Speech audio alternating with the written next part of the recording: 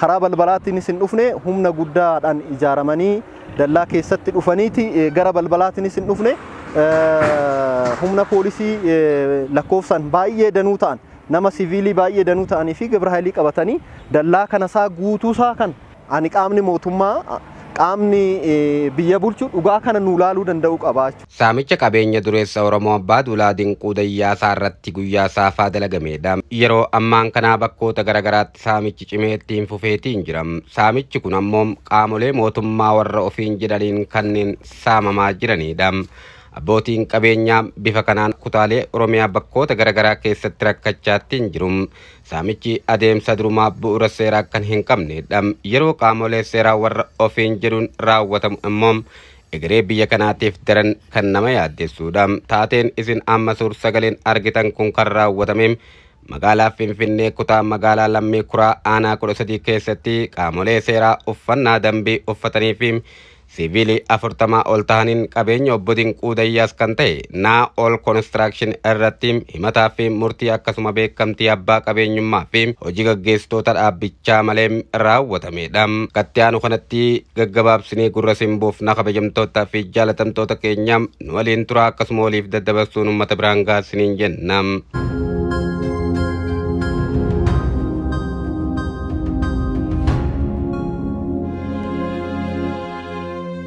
Tole galatoomadha. Ani Kabbada Tasfaayin jedhama. Itti gaafatamaa dhaabbata yookaan hojii gaggeessaa dhaabbata Naawol Konistiraakshini fi Industiraal PLC kanaati.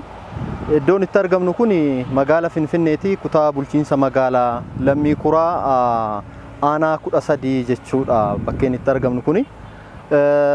Inni ijoon har'a asitti argamnee fi anis kennuu yaadu maalidha lafa kana fi maashinoota kana nuti akka Naawol Konistiraakshiniitti 2011 irraa kaasnee karaa baankiirraa Wagaagan baankiirraa binne maashina fi konkolaattota dallaa kana keessatti arginu osoo hin taane maashinaa fi konkolaattota gara 107 kan ta'an naannoo Tigraay Walqaayititti kan argamu, Shireetti Izaanaa Ndaabbaagunaa kan jedhamutti kan argamu, Beenishaangul Gumuuz keessaa naannoo hidha Abbaay ICD fi Kongitti kan argamu, Affaar keessas naannoo Tandawootti kan argamuu fi warra ummatoota kibbaarraa naannoo Waraabetti kan argamurraa maashinoota kana baankii wajjin waliigallee binne waan waliigaltee keessaan binne kana keessaa gara manootas dabalatee lafas dabalatee maashinaaf konkolaataa kana dabalatee lafti amma asirratti arginu kunis waliigaltee baankiirraa bitame kana keessa kan jirudha jechuudha. Dhaabbanni kun duraan dhaabbata Yimaane Girmaa'ii Xaqlaallaa Sirata Qawaaraa jedhuun kan bulfamu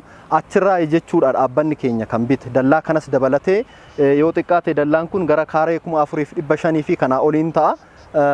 Dallaan kun dalleeffamee isaan dura osoo nuti hin bitin dura nuti 2011 binne erga nuti dhaabbata kana binne iyyuu waggaa 5 nuti bituu keenyan duras gara waggaa 7-8 waliigala isaatti waggaa 10 fi kanaa ol dhaabbata kana bulchaatii jirra jechuudha. Haa ta'uuti malee gaafa fulbaana 25 2015 osoo himanni tokko nutti hin banin raawwiin tokko osoo nutti hin banamin gara mana murtiitis wanti nu qaqqaben jiru dallaan kun dalleeffamee waardiyoota ejensiitiin eegamaati jira. Karaa balbalaatiinis hin dhufne humna guddaadhaan ijaaramanii dallaa keessatti dhufaniiti gara balbalaatiinis hin dhufne humna poolisii lakkoofsaan baay'ee danuu ta'an nama siviilii baay'ee danuu ta'anii fi gibira haylii qabatanii dallaa kana isaa guutuusaa kan qorqorroo akka jirutti irraa diiganii dallaa guutuusaatti diiguu qofa osoo hin taane as keessatti kan jiru transformeriin as keessa jira. Sirii feeziin abbaan feezii 3 ibsaan as keessatti jira. Garaajiin asitti jira jechuudha. Garaajiin bakka kanatti jira.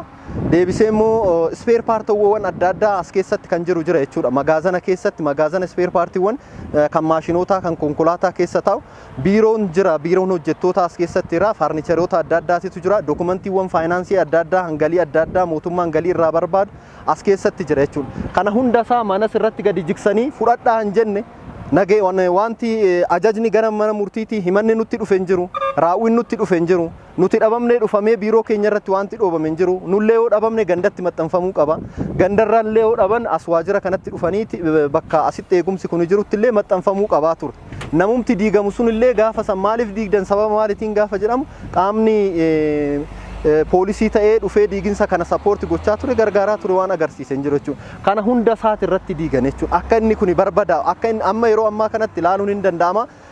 Nageewwan galii jira, dokumentoota adda addaa jira, keentitu jira, as keessatti tiraansfoormarii jira. Isa irratti jigsan jechuudha mataasaa deebisanii fudhachuun hin danda'amu. Suuraadhaanis ilaaluun hin danda'amu wanta ta'eef sirii feezii kanas irratti jigsanii akka maabiraataa illee dhufee kaasuun goone jechuudha. Waggaa 10 fi kana ol gara waggaa 15 kan nu harka ture dallaa'amee kan jiru mana kanas guutuu isaatti diigan jechuudha. Diiguu isaa qofa osoo hin taane kan baay'ee nama dhibu biyya seerri jiru biyya mootummaan jiru keessatti diiguu isaa caalaa waan diigame kana hunda isaa makiinaa jala dhaabanii fe'atan jechuudha. Dallaa keessa kan jirus isas kan irraa diiganis dabalatee qorqorroo 3,000 fi kanaa ol diiganii fudhatan jechuudha. Qorqorroo fudhachuu qofa osoo hin taane qabeenyi biraallee dallaa kana keessaa fudhatameera jechuudha walitti makanii. Kanaafuu roorroo guddaatu nurra ga'e, dhiibbaa guddaatu nurra ga'e.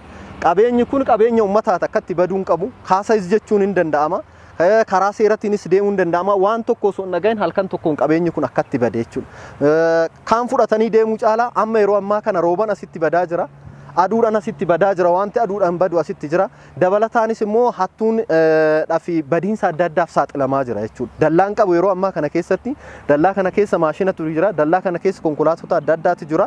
Qabeenya akka salphaatti namni kaasee jirutu jira.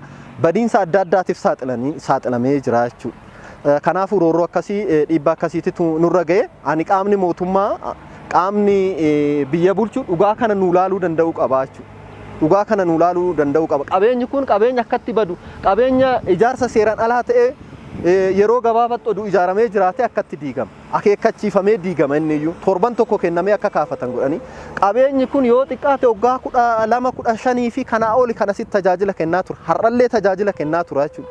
Akka waan ijaarsa seeraan alaa seera qabeessummaa hin qabne callifamee asumatti kaa'ame kun hundi badiin akkasii nurra ga'e jechuudha. Kanaaf qaamni mootummaa dhimmi ilaalu, qaamni bulchiinsaa dhimmi ilaalu sadarkaadhaan jiru kan kutaa magaalattis haa ta'u bulchiinsa magaalaa Lammii Kuraa akkasumas kan magaalaa Finfinnee garee ijaaree badii kana nu ilaaluu qaba jechuudha. Badii kana nu ilaalee humna akkanatti wal ijaaree badii akkanaa gaggeessaa mootummaa fi uummata walitti buusu. Qabeenya akkanatti qabeenyi kun qabeenya uummataati. Uummata irraa fayyadama inni kana. Hoo ka'ee seeraan ka'uu qaba akkanatti barbadaa'ee ka'uutu ittiin jiraatu jechuudha. Kana seeratti nu dhiyeessuu qaba, nu qulqulleessuu qaba. Adeemsa immoo nuti dhimma kana qulqulleessinee gara seeratti dhiyeessinu kanatti nu cinaa tumsee warra seeraan alummaadhaan akkasitti wargurmeessee badii akkasii gaggeessu kanarratti sirreeffama fudhachuu qaba jechuudha mootummaan. Nuti kan gaafannu isa kana seeraan qabanne jechuudha. Seeraan qabannee qabeenya kanatu irra jira. Yoo seeraan alallee qabattan jedhee qaamni nu mormoo jiraate mana murtiitti dhiyaannee waliin morminee ragaa keenya qabnu kana dhiyeeffannee faayinaalii raawwinoo nurratti ba'eetii mo'amtanii qabeenya kana kaafadhaa jedhe karaa qaama nageenyatiin silaa yeroo nu kennamee kaafachuu danda'uu qabna oduu nutti murtaa'e. Waan bakka kun hin taanetti qabeenyi keenya barbadaa'e. Kanaafuu nuti kan gaafannu qaama bulchiinsaa sadarkaadhaan jiru gocha seeraan alummaa akkasii kana badii seeraan alummaa akkasii kana nurratti raawwate kana laalee badii kanas adda nu baasee namoota akkasitti akeekkachiisa tokko malee qabeenya keenya kana barbadeessan seeraan alummaa akkasii kana babal'isan adda baasee tarkaanfii nuu fudhachuus qaba jechuudha. Kanaafuu qaamni kana godhes beekamuu qaba, addatti beekamuu qaba jechuudha. Ifin qabeenyi kun qabeenya keenya nutu bulchaa jira, nu harka jira. Qabeenya kana nuti hoogganaa jira jechuudha. An akka hojii gaggeessaa dhaabbata kanaatti waanan beeku hin jiru, waanan dhagayees hin jiru. Waardiyyoonni asitti jiranis maal waan kun hin jiru gaafa jedhan humna fayyadamanii poolisii 20 fi 30 ta'anii siviilii ta'anii gibira haayilii ta'anii kana godhan jechuudha. Kanaafuu qaamni dhimmi ilaalu kana nuu qulqulleessuu qaba, adda ba'uu qaba, beekamuu qaba jechuudha inni kun. Kanaaf qabeenya bade kanaafis beenyaa gaafanna jechuudha. Qabeenya bade kanaafis beenyaa gaafanna namoonni kun akka itti nu gaafatan barbaannaa jechuudha. Osoo nurratti murtaa'eyyuu kaafadhaa jedhamee yeroo nuu kennamee yeroo sana keessatti akka kaafannu seeraan dirqisiifamuu qaba. Tootaalii waan beeknu hin qabnu nuti waan asirratti beeknu hin jiru jechuudha kun. Qabeenya akkasitti kan badu diina malee namni nagaa namni sammuunsaa hojjetu Oromoon kana namarratti raawwatu jechuudha. Sabni biyya kana keessatti jiru kana namarratti raawwatu jechuudha. Seeraan alummaadhaa oduu seewwannu ijaarsa seeraan alaa iyyuu osoo ta'e tajaajila hawaasatiif ijaarsa konistiraakshiniif kan ture waggaa 15 kanaa ol tajaajila hawaasa tajaajilaa ture akkas gochuun cubbuudhas jechuudha.